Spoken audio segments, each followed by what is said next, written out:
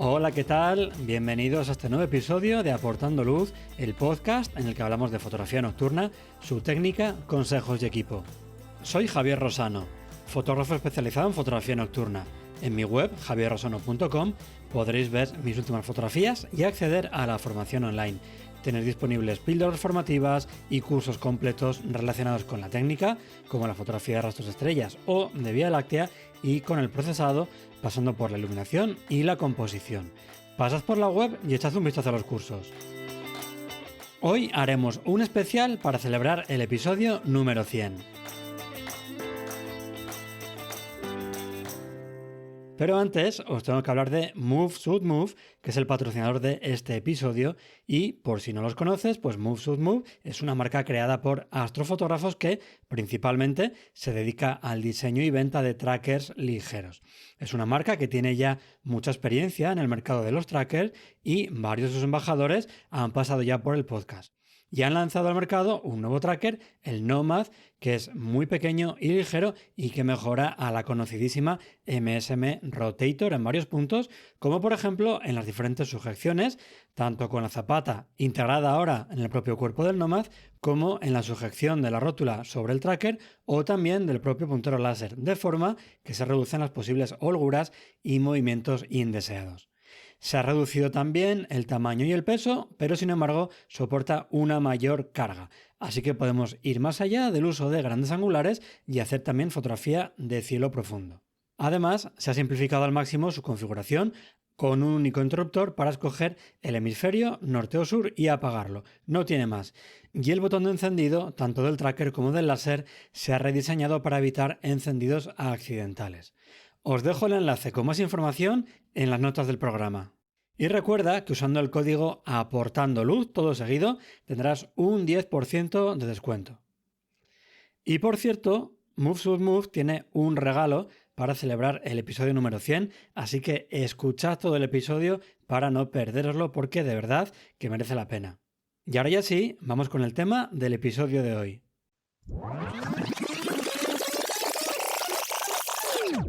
Bueno, ¿y de qué va a tratar el podcast de Aportando Luz? Pues como he dicho en la introducción, el tema principal va a ser, por supuesto, la fotografía nocturna. Hablaremos de la técnica a emplear, de consejos y trucos que me funcionan a mí, de equipo, y también habrá charlas con otros fotógrafos para que nos cuenten cómo viven ellos la fotografía nocturna y nos den su punto de vista. Y así sonaban los primeros segundos del podcast hace ya más de 4 años. Desde entonces hasta ahora, pues ha habido 99 episodios por los que han pasado más de 70 invitados. La verdad es que he hecho la vista atrás y recuerdo cuando empecé a grabar los primeros episodios que decía, pero madre mía, ¿hasta dónde vamos a llegar con un podcast de fotografía nocturna? Que parece que es algo muy limitado y que más allá de 4 cosas básicas tampoco tiene mucha historia, pero por suerte, pues siempre hay personas que van evolucionando, llegando a trabajos espectaculares, dominando disciplinas y que pues están encantados siempre de compartir sus conocimientos, de pasarse por el podcast para enseñarnos a todos. Así que ha sido una sorpresa poder llegar al episodio número 100. De verdad que cuando empecé no me imaginaba, pero vamos, ni en mis mejores sueños poder llegar con este podcast hasta el episodio número 100. Así que muchísimas gracias a todos los que estáis escuchando, compartís, comentáis, dais un like, os suscribís, porque de verdad que esto ayuda muchísimo a que el proyecto siga adelante, siga funcionando, darlo a conocer a más gente. Y también, por supuesto, muchas gracias a los que venís a los talleres, a los alumnos de los cursos online, a los suscriptores de las píldoras formativas y también, por supuesto, a todos los que compráis mediante los enlaces de afiliados, que ya sabéis que a vosotros no os cuesta nada, pero tanto en mi caso como en el resto de fotógrafos, pues nos ayuda con una pequeña comisión a seguir trabajando y a seguir aportando y publicando contenido. Todo eso, al fin y al cabo, son patas que sostienen este proyecto de fotografía nocturna y que de verdad sin vosotros no existiría.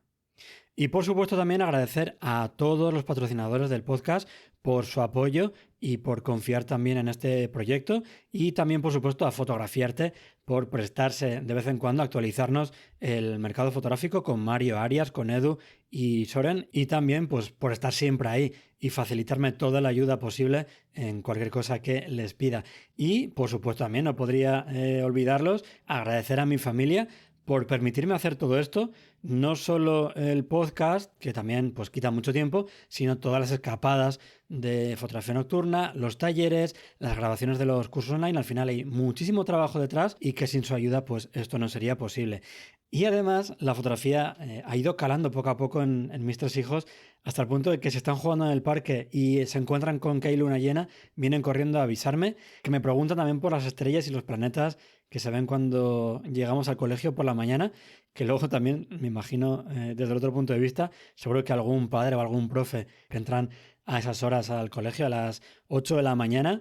y aún es de noche, se encuentran a 4 personas de repente parados en mitad del patio de rodillas y apuntando con un móvil al cielo para ver qué estrella o qué planeta es. Imagino que tiene que estar flipando. Y que además también me avisan si hay un candilazo al amanecer o al atardecer y no estoy yo con ellos, obligan a mi mujer a hacer una foto del paisaje del cielo y a mandármela. Así que bueno, pues poquito a poquito también va entrando la fotografía en ellos. Por suerte o por desgracia para ellos, al final en casa hay siempre alguna cámara, objetivos. También en YouTube suelo ver canales de fotografía, así que al final siempre están rodeados de fotografía y bueno, poco a poco les va gustando y van adentrándose. Y también, por supuesto, agradecer de todo corazón a todos los invitados que se han pasado por el podcast,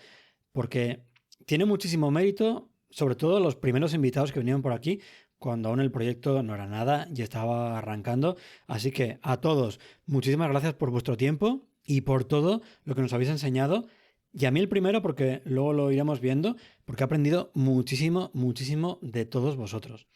Y de hecho, pues justo de eso quería hablar hoy.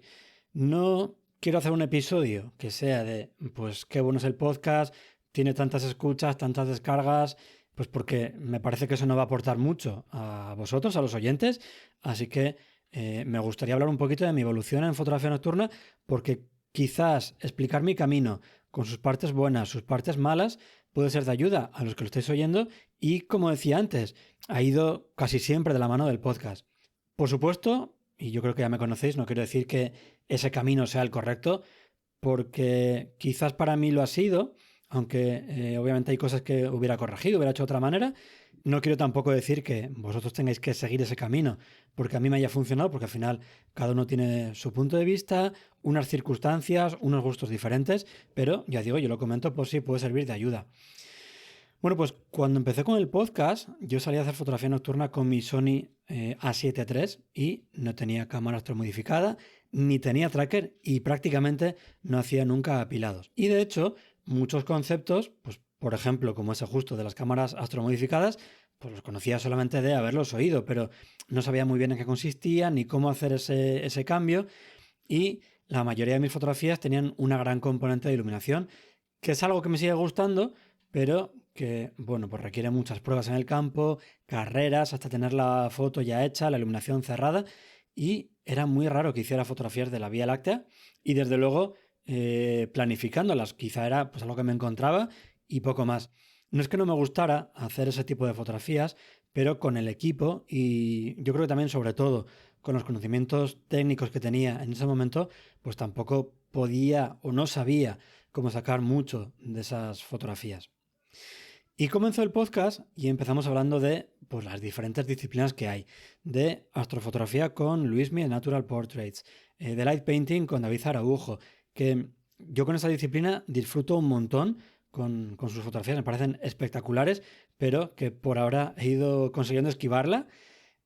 Hablamos también de escenas con Fusky, fotografías nocturnas urbanas con el señor Rafa Berlanga. Y por cierto, con el tema de las nocturnas urbanas, no sé si es una impresión mía, pero al menos yo en redes sociales sí que veo menos fotos de ese estilo que antes, esas clásicas estelas de los coches con edificios al fondo, oro azul. Y no sé si es algo porque sea una moda que ha pasado o no,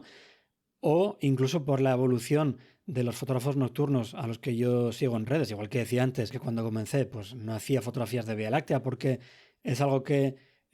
a nivel de planificación, de equipo, de técnica, de procesado, quizás desconocía y me centraba más en ese momento en aportar iluminación y luego he ido haciendo no sé si un 50-50, un 40-60, pero sí que ha ido evolucionando y quizás también las fotografías nocturnas urbanas de estelas es algo más sencillo cuando empezamos, bueno, pues porque no tiene esos requisitos de tener que ir al campo, de trasnochar, de pasar frío, sino que es algo que tenemos como más a mano, que podemos hacer con un equipo más asequible. Entonces ya digo, no sé si es algo relacionado con una moda o es evolución en general de los fotógrafos a los que sigo en redes. Y con cada episodio de esos iba aprendiendo un montón y sobre todo además disfrutaba con la pasión con la que nos hablaban esos invitados. Y un episodio que me vino estupendo es en el que hablamos con Eduardo Marcos sobre cómo abrigarse cuando hace frío, porque ya sabéis que yo soy muy friolero y eso es algo que sufro bastante y que seguramente sea de los pocos motivos que me puede obligar a abandonar una salida fotográfica, porque he llegado a un sitio con niebla, he llegado a un sitio con lluvia, he llegado a pasar mucho sueño de toda la noche sin dormir, pero he aguantado ahí por si cambiaban las condiciones. Pero ya digo, con frío, pues es algo que no puedo soportar y además es algo que en cuanto coges frío, luego sacártelo de encima es muy, muy difícil.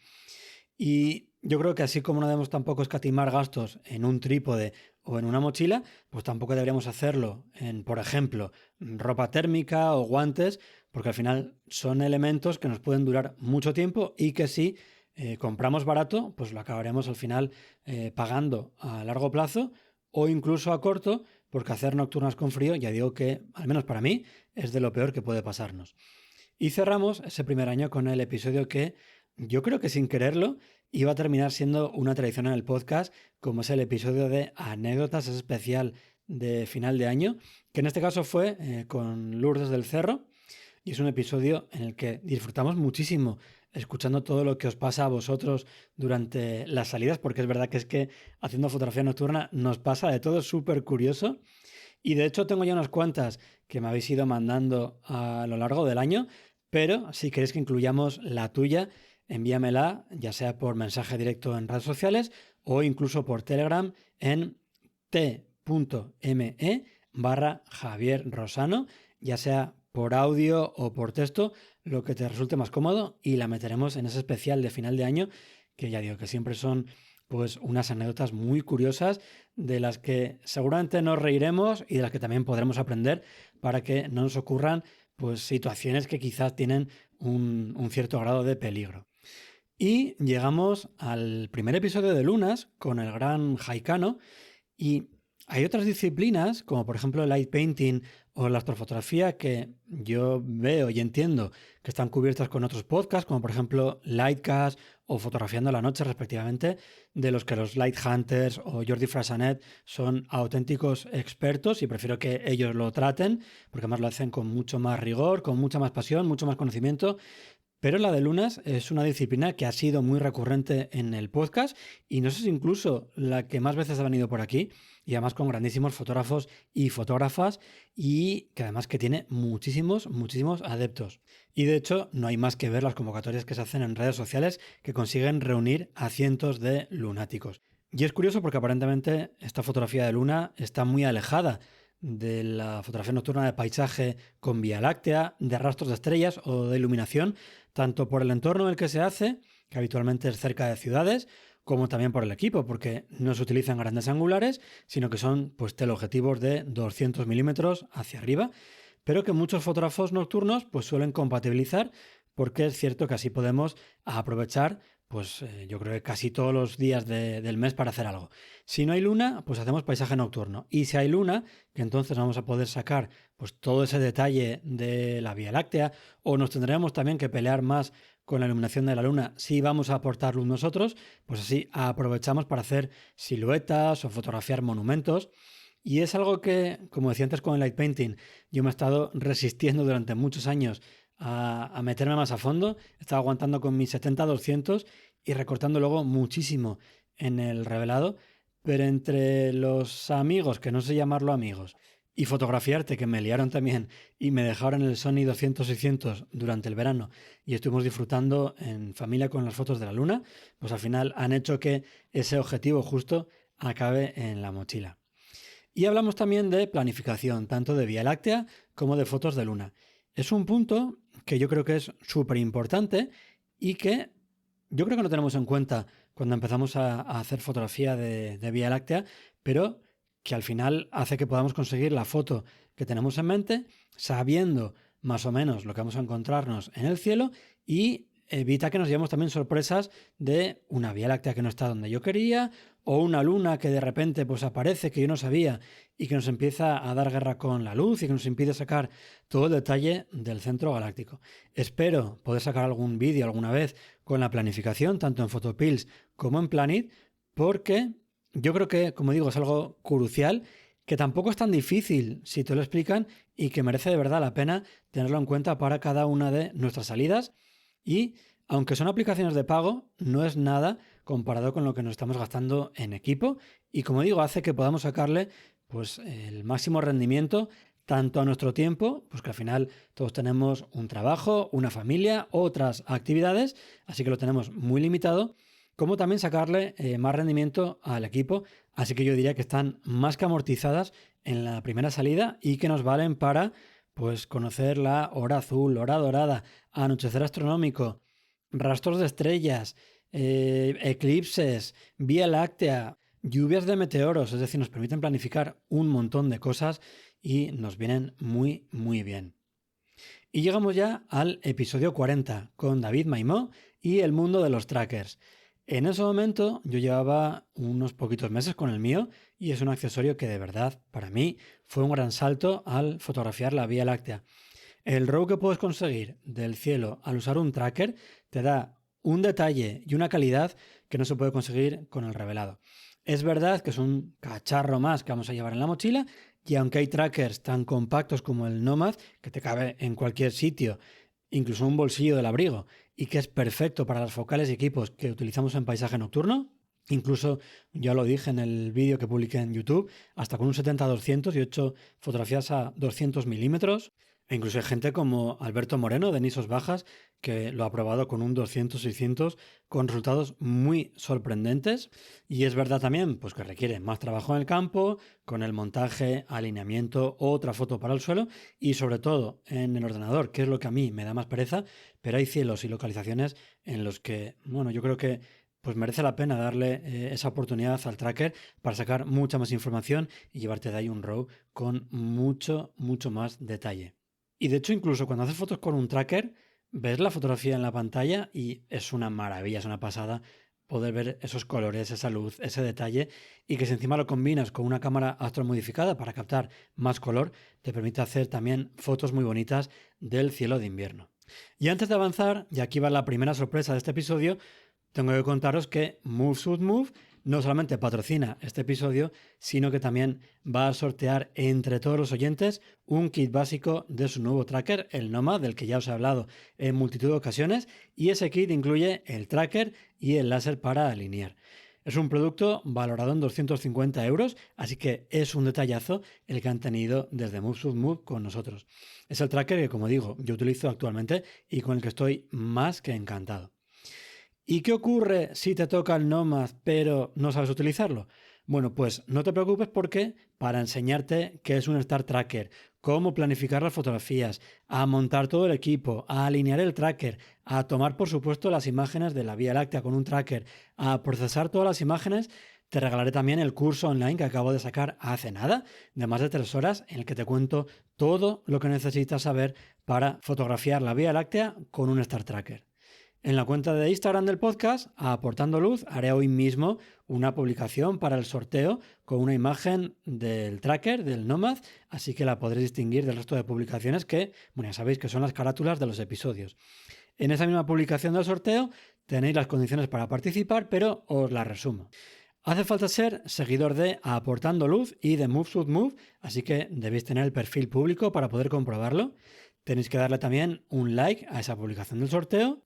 Y también en esa publicación mencionar al menos 2 personas en un comentario. Y recuerda que puedes hacerlo tantas veces como quieras en diferentes comentarios para tener más opciones de ganar. Y muy importante, el envío es gratuito, excepto en algunos casos, como por ejemplo países en los que solo admiten envíos express, como por ejemplo Chile o Argentina, o también en municipios españoles fuera de la península ibérica que pueden implicar otros gastos que deberán ser asumidos por el ganador.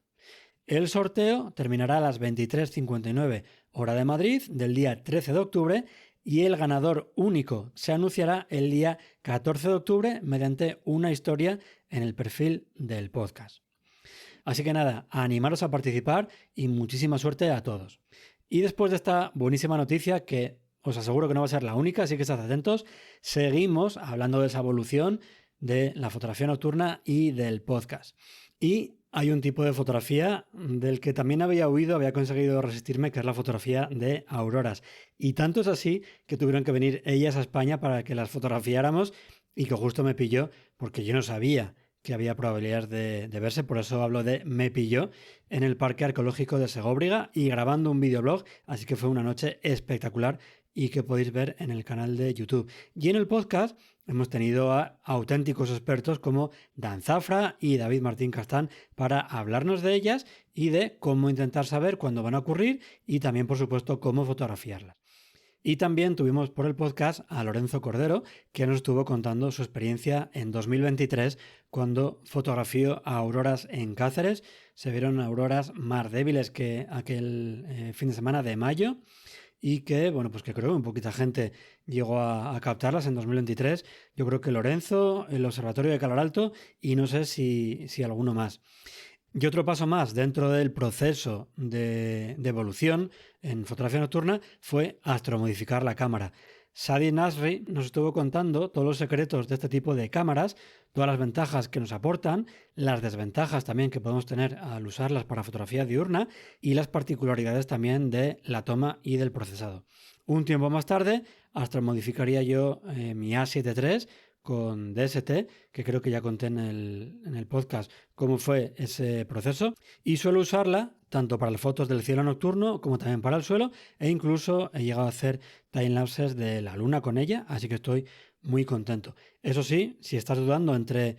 comprar un Star Tracker y astromodificar una cámara, mi opinión personal, al menos, es que merece más la pena comprar un Star Tracker. Aunque la cámara astromodificada se puede usar todo el año, yo creo que cuando más ventaja nos da es durante las noches de invierno y sin embargo el tracker podemos sacarle partido durante el verano con la Vía Láctea, durante el invierno con cualquier otro elemento. Y también hemos hablado de fotografía con móvil en el episodio 64 con Rodrigo Rivas y es algo que también he probado y ha mejorado muchísimo en los últimos años con apilados, por ejemplo, que hace el propio móvil de forma automática, pero que, bueno, pues para los que estamos ya en fotografía nocturna y que tenemos objetivos luminosos, cámaras que trabajan muy bien altos ISOs, tenemos un Star Tracker, estamos ya acostumbrados a archivos con muy buena calidad, con poquito ruido, mucha nitidez, mucho detalle, bueno, pues aún le queda para llegar a esos resultados, pero lo que sí que es verdad es que la evolución es muy grande, que pinta muy bien y que desde luego para un caso de emergencia utilizar el móvil en fotografía nocturna es una solución muy válida. Pero no solo de Vía Láctea vive el fotógrafo nocturno de paisaje, porque también podemos hacer cosas muy interesantes en invierno, como nos contó David García, el del RON, en redes sociales en el episodio 86. Es algo a lo que le he dado mucha caña en el invierno del 23 al 24, gracias al tracker y la cámara astromodificada, como comentaba antes, que aquí sí que nos va a ser de gran ayuda. Y bueno, pues estuve haciendo fotografías de localizaciones que ya había visitado antes, pues para hacer un rastro de estrellas o hacer fotografía con el centro galáctico, pero ahora acompañadas de la nebulosa o la constelación de Orión o incluso también de la Vía Láctea de invierno. Y algo en lo que también he tenido mucha evolución es en el revelado y procesado, como os conté en el episodio 93, con las técnicas de reducción de ruido que permiten pues, conseguir unos resultados muy limpios, incluso con cámaras muy viejas, como era el caso de una prueba que hice con mi primera reflex, una cámara que era de gama baja ya por el año 2008, y tanto esa técnica de reducción de ruido como la evolución en los equipos al trabajar con esos saltos o el poder también contar con objetivos más luminosos ha hecho que no tenga que buscar noches con luna para evitar imágenes subexpuestas o con mucho ruido, o, como comentaba también al principio del episodio, pues que no sea necesario aportar tanta luz como antes para rellenar, sino que ahora solo ilumino en ocasiones puntuales, por ejemplo, cuando la foto está prácticamente centrada en el sujeto, que el cielo no tiene mucho interés, o por ejemplo también cuando uso una luz cálida en el interior de un edificio, pues para ayudar en ese proceso de la composición. Y también vimos mi flujo completo de revelado en Lightroom usando presets para hacerlo todo más rápido, más sencillo, más cómodo, como vimos en el episodio 96 o también en el episodio 99, en el que de nuevo Luismi de Natural Portraits nos hablaba de programas específicos y también avanzados para el procesado de nuestras fotografías nocturnas. Como hemos visto, esta evolución que he comentado y que yo, no creo que sea tampoco nada especial, sino que es algo por lo que pasan antes o después muchos fotógrafos nocturnos, hace que terminemos con más equipo, invirtiendo más tiempo en el campo y también complicándonos en el procesado. ¿Qué es mejor o es peor que lo de antes? Bueno, pues al menos en mi caso ha sido para mejor porque, y de lo contrario, obviamente, pues no lo habría seguido haciendo, aunque sí que es verdad que, sobre todo la parte de procesado, que a mí es algo que me encanta, pues se puede hacer a veces algo tedioso, algo pesado, cuando tienes que procesar una panorámica con apilado, con Star Tracker, etcétera, etcétera, porque al final ahí se va complicando todo y no solamente en el campo, sino por supuesto en el procesado, pues lleva muchísimo más trabajo. Y la guinda para mí de toda esta evolución ha sido un viaje a la isla de La Palma este verano, que es uno de los destinos soñados por todos los fotógrafos nocturnos, y yo creo que no solo de España, sino de todo el mundo. Es una maravilla de isla, no solo por los cielos nocturnos, que yo creo que eso ya es conocido por todos, sino por supuesto también por sus paisajes que son espectaculares. Así que si podéis, id a visitarla y a fotografiarla porque seguro que os enamorará y os traeréis unas fotografías preciosas y de hecho, pues para ayudaros en esa búsqueda de localizaciones, tener más información, consejos y recomendaciones, no os olvidéis de escuchar el episodio del podcast en el que tuvimos a Avian San Gil para hablarnos de esa isla tan bonita. Y antes de terminar, quiero comentar que acabo de abrir un grupo de Telegram que lo podéis encontrar en javierrosano.com/Telegram, pues para que podamos charlar de fotografía nocturna, de los episodios del podcast, también que podáis aportar ideas de nuevos temas, nuevas secciones, también para que me recomendéis nuevos invitados, organizar también alguna quedada, compartir consejos, trucos, material que vaya saliendo. Así que apuntaros al grupo y nos vemos en Telegram. Y también, y para terminar de celebrar el episodio 100, voy a escoger una persona para que tenga acceso de por vida tanto al contenido online actual, que estaba antes haciendo cuentas, son 24 horas de cursos online, más de 2 horas y media de píldoras formativas y, como decía, no solamente al actual, sino también a todo el contenido que vaya saliendo. La idea de esta beca, no sé si se puede llamar así, es pues echar una mano a una persona que tenga interés en aprender fotografía nocturna. Y como digo, no va a ser un sorteo, sino que la escogeré yo entre todas las solicitudes que me lleguen en base a su trayectoria fotográfica, su estilo y portfolio. No os preocupéis si no tenéis experiencia o mucha experiencia en fotografía nocturna, porque si habéis hecho fotografía diurna de paisaje, también lo tendré en cuenta y valoraré todo vuestro trabajo. Y para poder optar a esta beca debéis rellenar el formulario que encontraréis en javierrosano.com/beca.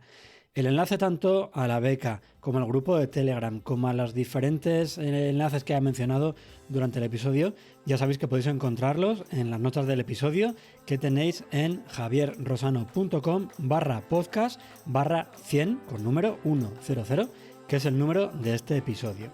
Y el plazo para enviar las solicitudes para esta beca termina el 20 de octubre a las 23:59 hora de Madrid y una vez hecha la selección pues contactaré con la persona escogida en un plazo de 2 semanas. Y hasta aquí este capítulo especial para celebrar el episodio 100. Si os ha gustado este episodio, suscribiros para no perderos los próximos capítulos y si queréis colaborar para que el podcast llegue a más gente, os agradeceré vuestros me gustas, valoraciones y comentarios. Muchísimas gracias por escucharme y por vuestro apoyo. Hasta el próximo episodio.